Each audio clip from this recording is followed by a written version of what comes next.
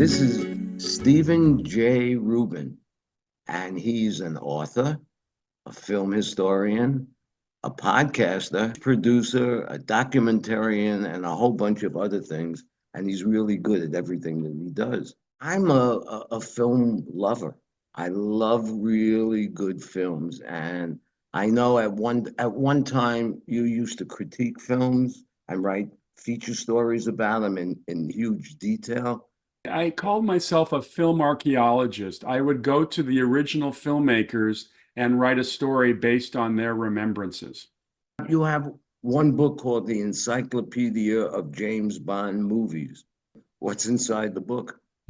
It breaks down the film series, and of course, this is a film series that's over 60 years old, into salient facts: the names of the actors, the names of the characters they played, the names of the directors, the writers, the producers, locations, weaponry, cars, the whole world of James Bond broken down A to Z. Well, are you the only person that does something like this? I was one of the pioneers of really strong forensic film history by interviewing the actual filmmakers. I didn't write my books or my stories or articles based on second and third hand. I really went to the sources, to the actual filmmakers. This goes all the way back to me interviewing Robert Wise in 1976 about The Day the Earth Stood Still, one of the great science fiction Oh, I classics. got a question about that I always wanted to know. There was this phrase, Klaatu Barada Nikto. What does that mean? Well, it's funny because I'm probably the only person on the planet who got the information. I I went to knew the that. source, Edmund North, who wrote the screenplay. I specifically asked him that, and he said that is translated as the following: there is hope for Earth if the scientists can be reached. Hence Well, the meeting at the saucer at the end of the movie where Klaatu, who's dead, has been brought back to the saucer by Gort, the giant silver robot, and he revives him, and then he has the talk with the scientists, which is a great ending. your career spans several decades, and you have this deep-rooted passion for the cinema. How did you how did you get into this? I grew up in a movie-loving family. My mother was a huge movie fan. She would literally tell me the names of actors before I learned my ABCs. Probably also very formative is from the ages of, I'd say, 5 to 11, I lived across the street from a movie theater. I was at the movie theater probably 3 times a week for 10 years or 6 years till we moved away. And then I found another movie theater. But I've always fallen in love, probably like yourself, Stewart, just fallen in love with these movies. They're like my poetry, my language, my world. And I'm a little obsessive because I have recorded dozens of films just on audio cassette, and I listen to good dialogue, and it has an impact on you as a writer. Mentioning that you were a producer, you produced this movie, The Bleacher Bums. Bleacher Bums. I went to Showtime as a publicist in '92, and then I got my producing spurs when I acquired the rights to the play, which is all about the Chicago Cubs fans who root for the perennial losers, obviously long before the Cubs won the World Series in 2016. So I had met Joe Mantegna, the great actor from Chicago, and got the rights. And then Showtime was headed by Jerry Offsay, who was a big baseball fan. So I was able to make my first movie deal. And then you wrote a book. The title caught my eye. It was The Cat That Lived with Anne Frank. What's that about? Well, remember I mentioned that I have audio tapes playing all the time in my house just to, just this kind of background music. Some people put on Bruce Springsteen. I put on The Diary of Anne Frank, 1959. I was listening to that one day, and there's a scene early in the movie where the Anne and Peter and her sister Margot are chasing Mushi around the attic because Mushi is the cat that Peter brought into the attic. Anne was at first furious that she was forced to leave her own cat home, but Peter was allowed to bring his Mushi. So I thought to myself, wait a second, what did the cat think of this strange situation where these people never go outside and half the day they have to stay perfectly still? So I called my friend David Miller, who I co-wrote the book with. I said, David, what do you think of a book called The Cat Who Lived with Anne Frank? And he went absolutely nuts. He said, this is a great story. And essentially, it's not so much what the cat thought that I followed, it was how the cat saw their world. Because Mushi's interesting. Mushi's the only one who leaves the attic every day. Obviously, the Franks and the Van Pels could not walk down the street in Amsterdam. Right. Mushi patrols around. We see a lot of the things that are going on in Amsterdam, which gave us a fresh perspective on that world. The book is for 8 to 14 years old. It's a children's book with great illustrations, but it's pretty much Anne's story from the cat's point of view. Well, what do you want the kids in that age group to walk away with after they read the book?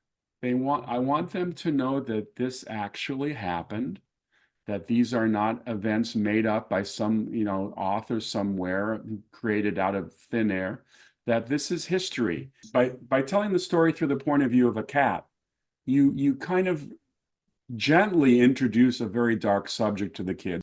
Most kids love animals and they identify with animals, the innocence of the animals. And what I was going to say is the movie we've written takes Mushi out of the attic every day and he joins the Dutch animal resistance. It becomes a movie like The Lion King, except instead of the Lion King fighting the hyenas, we've got Mushi and his friends fighting the German Shepherds, Rottweilers, Dobermans that patrol the canal streets.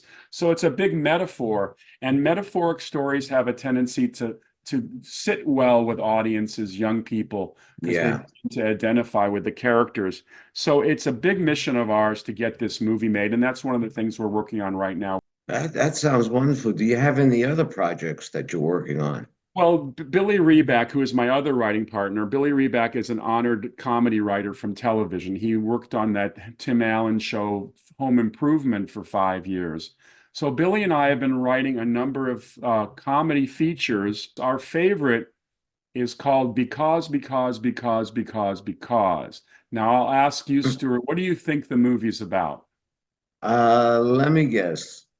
The Wizard of Oz.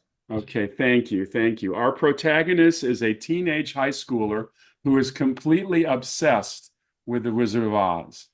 And she's watched it 1,000 times. She knows all the behind the scenes history. And there were a number of accidents that occurred during the filmmaking that really were very dramatic. Anne ends up going back in time to 1938, a modern girl on the set of The Wizard of Oz. And the story is she she tries to avert these accidents. And when you mess around with time, bad things can happen. So she causes so much turmoil on the set and more things happen that Louis B. Mayer hauls her into his office and says, I'm canceling The Wizard of Oz. The insurance costs are too much for me. I'm sorry. So now she's responsible for destroying the thing she loves. And the movie is about how she gets it back on track. That's because. That sounds great. We're promoting that. And the other movie that we're promoting is do you remember the great courtroom drama, 12 Angry Men with Henry Fonda? Yeah, with that cast Well, of great character actors. great Wow. character actors. Well, we've written the comedy version of it. It's called 12 Anxious Men.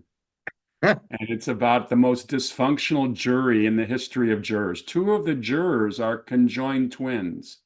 So, of course, in our wild and crazy world, one of them thinks the defendant is guilty, and the other one thinks he's innocent. So Hmm. it's really funny. Well, thinking about the kind of movies that are made today, they're all, if not actually dark movies, they all lean in that direction. And there are very few madcap comedies, coming along that just make you laugh and you think about it the next day and you're still laughing. Why do you think the trend is towards the dark films rather than the funny films? It's the question that Billy and I ask ourselves every day, and we've heard various theories.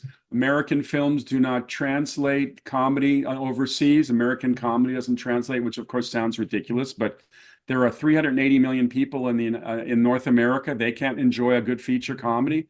Well, some of the great comedy filmmakers aren't making films anymore. People need to laugh more. I think that, I light a candle to anyone who makes a movie. It's so challenging to get anything made. But after 9,000 superhero movies and a lot of depressing movies, let's have some good comedy. Well, how much do you think movies are relying on special effects today rather than on quirky, funny dialogue? Like in the early Bond films, Dr. No and Goldfinger, it was the dialogue that was funny and you remembered. And then suddenly they have all these special effects and nobody's paying attention to the dialogue. It's just there to move the special effects along. It's a problem. It is definitely a problem. It's funny because a lot of the complaints of these big epic science fiction movies is they have no heart and soul. It's all artifice. And so I'm a big Star Wars fan. The first three Star Wars Oh, movies well, great. were just great, and that was the beginning of my career. And I find the more recent Star Wars movies have nothing to offer me other than the same story over and over again. We're trying to change that by just trying to get our material into the right hands because we understand the importance of good dialogue. I'm looking forward to you producing a comedy that I can go to the theater and talk about and call you up and tell you this was worth my $15. From your mouth to God's ear, thank you. And I want to say thank you for stopping by and, chatting with me. And you're welcome to come back anytime. Well, here's to good movies, and they're coming back soon. Thank you. And we'll talk again. Thanks, Steve.